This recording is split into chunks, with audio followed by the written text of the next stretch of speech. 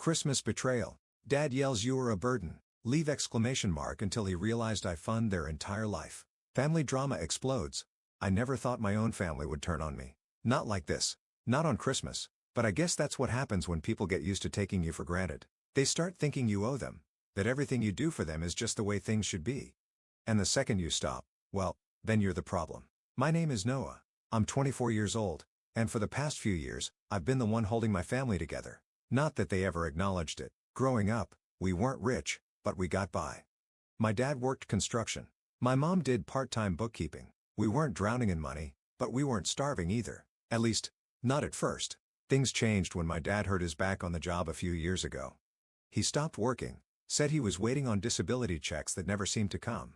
My mom picked up more hours, but even then, it wasn't enough. At first, I helped out because that's what family does. When I got my first job at 18, I gave them a little here and there, helped with groceries, covered the electric bill once in a while. But somehow, over the years, it became expected. The "can you help with this?" turned into "you need to pay this." And before I knew it, I was paying for almost everything. Rent, utilities, food, even my younger sister's school expenses. And the worst part?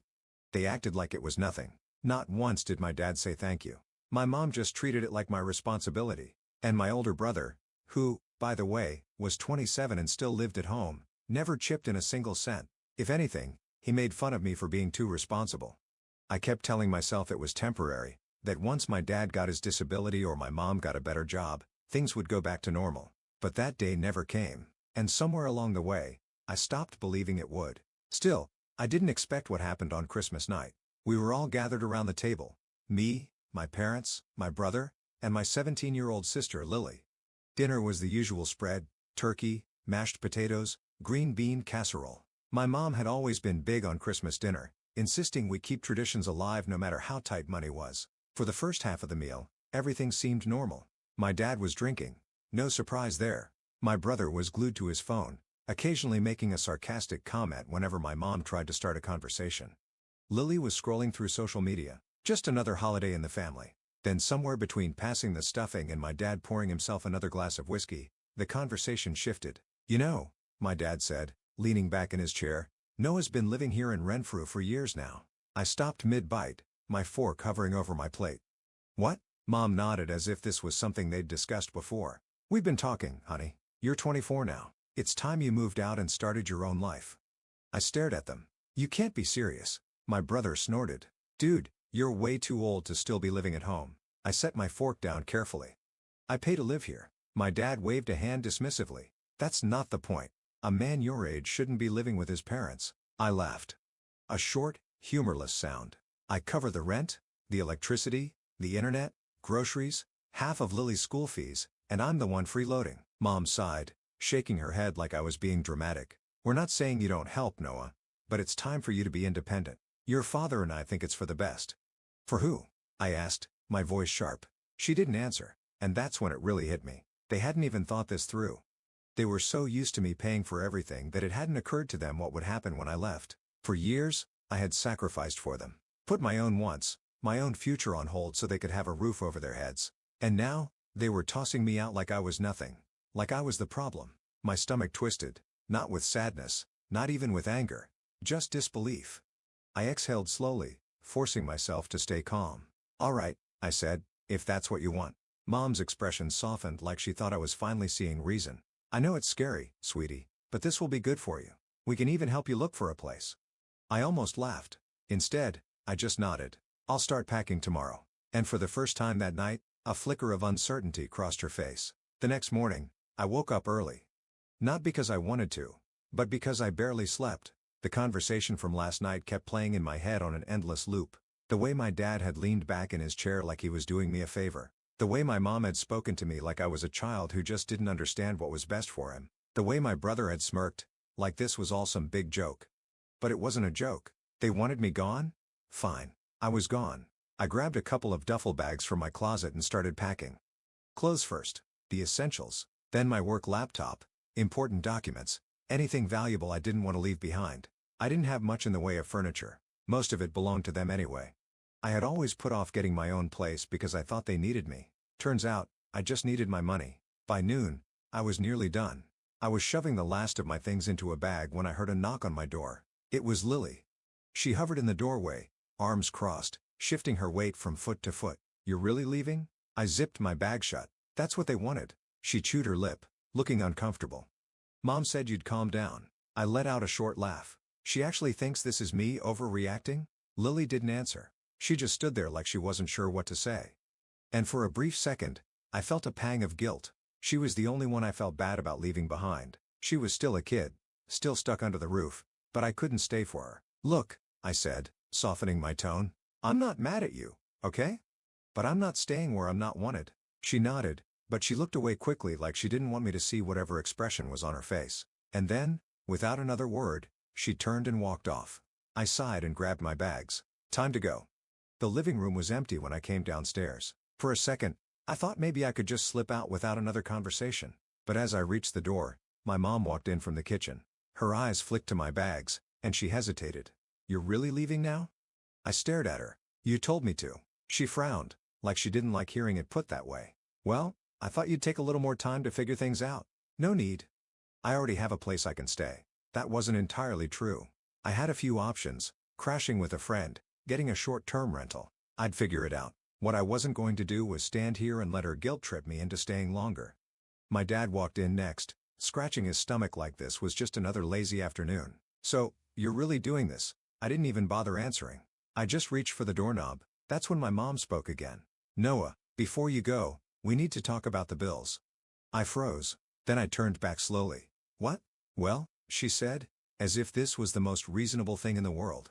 "I know you're moving out, but obviously we still need help with rent and utilities.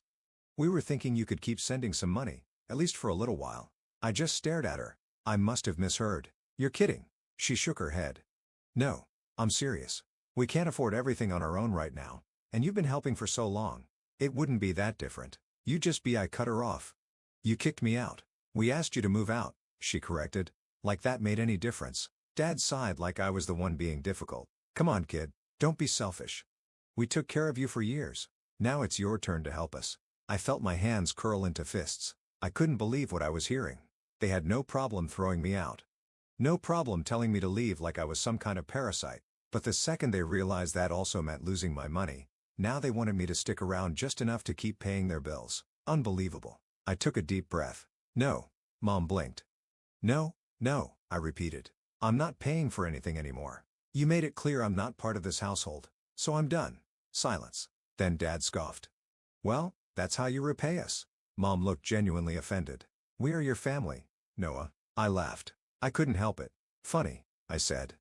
"You didn't seem to care about that last night." And with that, I turned back to the door, opened it, and stepped outside. Behind me, my mom started yelling my name. My dad said something under his breath. My brother, who had been in the kitchen this whole time, muttered, "Guess he's really doing it." But I didn't stop. I didn't look back. I walked out the door, down the porch steps, and toward my car, gripping my bags a little tighter. I had no idea what came next, but for the first time in years, I knew one thing for sure. I was finally free. I drove away without looking back, my mind racing. I had no clear plan, but I knew one thing. I was never giving them another cent. The first night, I crashed at my friend Jason's place.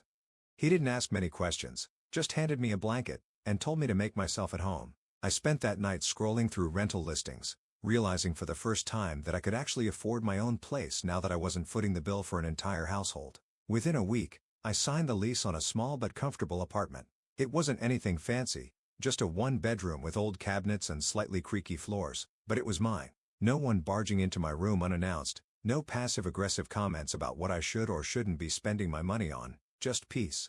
I settled into a new routine, and for the first time in years, I felt like I was living instead of just surviving. Meanwhile, my family was struggling, and I knew it. I didn't reach out, but word got around. Jason's mom still talked to mine occasionally, and he relayed the updates to me without me even asking. Apparently, my dad had assumed I would cave and keep sending them money. When the first month rolled around and I didn't, the reality hit them hard. Rent was suddenly hundreds more than they had budgeted for.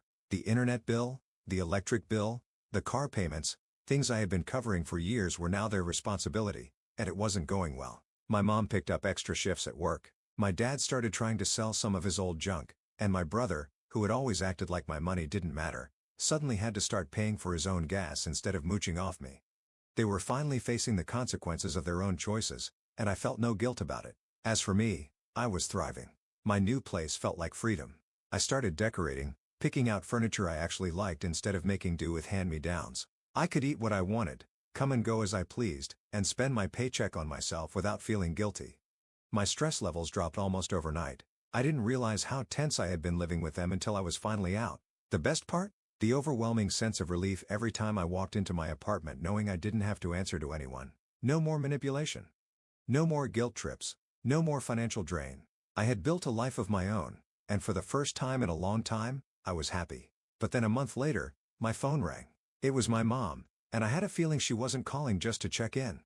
The phone rang late one afternoon as I was sitting on the couch flipping through channels. I had just gotten home from work, and the comfort of my new apartment had become a routine, a new normal I was learning to appreciate more each day. I had barely noticed the call at first. It was a number I didn't recognize, but I had learned to stop screening my calls out of some misplaced loyalty. My curiosity got the better of me, so I picked up. "Hello?" There was a pause followed by an all-too-familiar voice. "Noah, it's Mom." I sighed, not even trying to hide the frustration that bubbled up. "What is it, Mom?" She immediately went into her usual concerned mother act, but this time it was more strained than usual. "I just wanted to check in on you. I mean, it's been a few weeks, and I know you're doing fine, but we've been having some issues over here." I braced myself. I knew where this was going. "We've been struggling a little bit with the bills," she continued. "Things are tight. You know how much your dad is making, and I've had to pick up a few extra shifts, but it's still not enough. And, well, we just thought maybe you could help out a little, you know? It wouldn't have to be much." I leaned back in my chair, feeling the familiar heat rise in my chest. "I already told you, Mom. I'm done paying the bills. You kicked me out. You said I wasn't welcome here anymore. You didn't need me, remember?" There was a long silence on the other end, and I knew exactly what she was doing, waiting for me to crack, to give in, to feel guilty and start second-guessing myself. But I didn't. "I know. Noah, I know. But it's different now. Your dad and we didn't mean it. We were upset and you were upset, but now we're in this mess and you're the only one who can help us get out of it." I let out a harsh laugh, shaking my head. "I'm not going to help you. You made it clear that you didn't need me around, that I was a burden. You were fine with me paying your bills when I lived there, but now that I'm gone, you expect me to keep supporting you? No way," she huffed. "You don't understand, Noah. This isn't about that. This is about family. You're still our son, and family helps each other out when times are tough." I sat up straighter, clenching my jaw. "Yeah, family.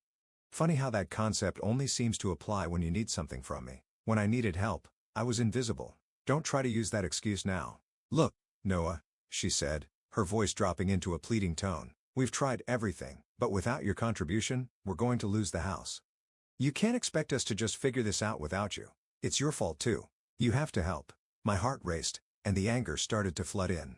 "My fault? Are you serious? I'm not responsible for your poor decisions. I'm not responsible for your finances, Mom. You and Dad made your choices, and now you have to deal with the consequences. I'm begging you, please. You can't just leave us like this. We need you." The words stung. Not because I felt guilty, but because I realized how manipulative this all had become. I could feel the weight of their guilt, the desperate attempt to reel me back in. But I had drawn a line. They crossed it. There was no going back. I stayed silent for a moment. Then slowly, I spoke. "I can't help you. I won't. You wanted me gone, and now I'm gone.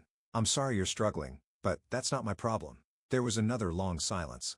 I could hear the faint sound of her breathing, and then she hung up without saying another word. I sat there for a long time afterward, feeling a mixture of relief and guilt. I didn't want to feel guilty, but I couldn't help it. After everything that had happened, I knew I had made the right choice, but I still hated seeing them struggle. But I didn't give them any more of my time. I didn't call. I didn't go to visit, and I certainly didn't send any money. A few days later, I got a text from my dad. It was short. "Come home, Noah. We need to talk." I ignored it. That was when they started showing up. It was a Saturday when they showed up at my apartment. My mom and dad standing at my front door like they had every right to be there. My heart dropped when I saw them through the peephole. They hadn't called in advance, hadn't texted, or asked for a meeting. They just showed up. I opened the door slowly, trying to maintain composure. "What are you doing here?" I asked, trying to sound neutral, even though the anger was bubbling just beneath the surface. "We need to talk," my dad said, voice low and demanding. He was always the more stubborn one, the one who couldn't accept that things weren't going his way. "I told you. I don't want to talk to you. I stood firm in the doorway, blocking them from entering. You made it clear where I stand. I'm not going to keep bailing you out just because you didn't plan for the consequences of your actions.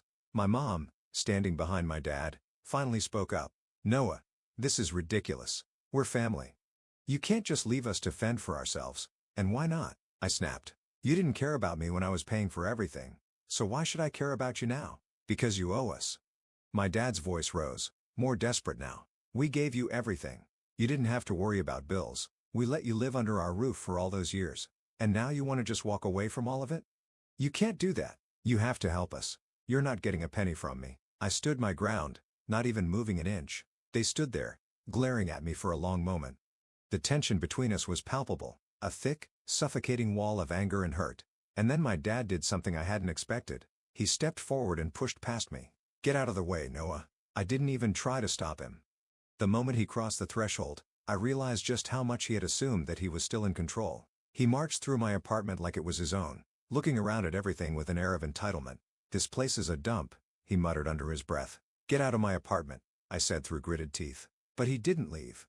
Instead, he turned around, crossing his arms. You need to start acting like a responsible adult, Noah. You need to help us. You owe us. I felt my anger building up. I don't owe you anything. I'm done with this. My mom finally stepped forward, trying to soften the situation. Please, Noah. We're not asking for much. Just a little help with the bills, and we'll be fine. I looked at her, shaking my head in disbelief. You don't get it, do you? I'm not your backup plan. I'm not here to fix everything for you. I'm done. They stood there for a moment, silent and stunned as if they had never expected me to push back like this. The silence stretched out, and then I said the words that would make everything final. I don't want to see you again. And with that, I shut the door in their faces. It's been a few months since that day. Things have been surprisingly peaceful on my end. I've settled into a routine, work, my own space, my own bills. Honestly, I'm doing better than I ever thought I would. I feel free from the constant pressure I used to live under. As for my parents, things aren't going as smoothly for them. The bills are piling up, and they've had to make some serious sacrifices. They started reaching out to other relatives for help, but I don't know how much longer they can keep up the act that everything's fine. I've heard through the grapevine that my dad's been trying to get a second job, but I'm not sure if it's going to be enough. I'll admit, part of me feels bad seeing them struggle, but another part of me knows that this is the consequence of their own actions. They chose to kick me out, and now they're dealing with the fallout. I'm still sticking to my decision. No more handouts. No more taking care of their responsibilities. But I want to hear your thoughts. Did I do the right thing? Should I have helped them out just a little even after all they put me through? Or did I draw the line in the right place? I'm curious to hear what you all think.